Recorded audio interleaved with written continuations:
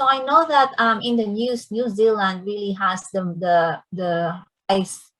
what would they describe as the best practice, right, in controlling the surge of COVID. How was that like during that height of the pandemic? What was your what was going on your mind, and what was the situation family wise?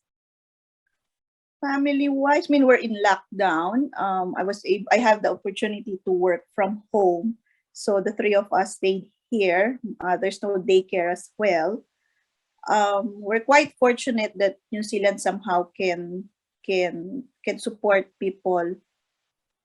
Their citizen and the people of New Zealand, even though we're in lockdown.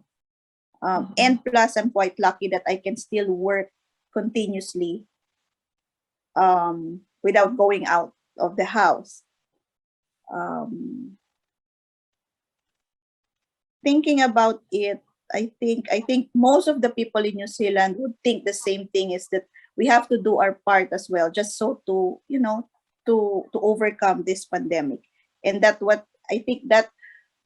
what most of us did for us to survive that first lockdown. I think we're on the second lockdown already, and hopefully we'll be getting out here again. And not to eradicate, but somehow to overcome Delta COVID.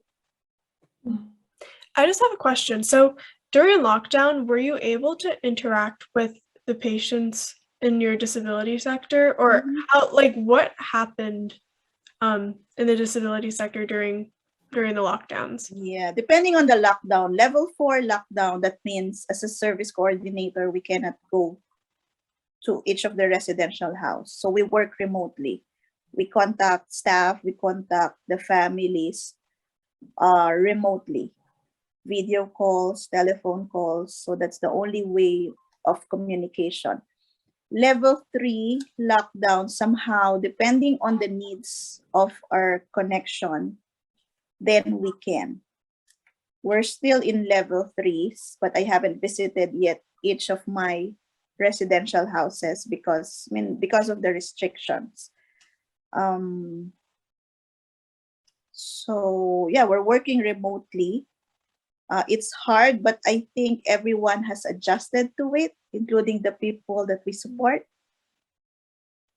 Initially, how do you think the patients with disabilities were affected during lockdown 4 when you couldn't see them in person?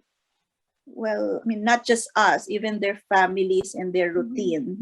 It's a big change for them. First few days, it's fine. I think somehow they would just think that it's just a regular, daily day for us. But it's been almost 2 months that we're in lockdown.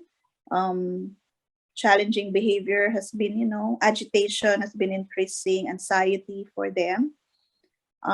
That's why we're tagging along our behavior support team as well, wherein they formulated ways to communicate and to explain to them what's happening around. It's not just we're telling them we just need to stay home, but we give them information what's happening outside.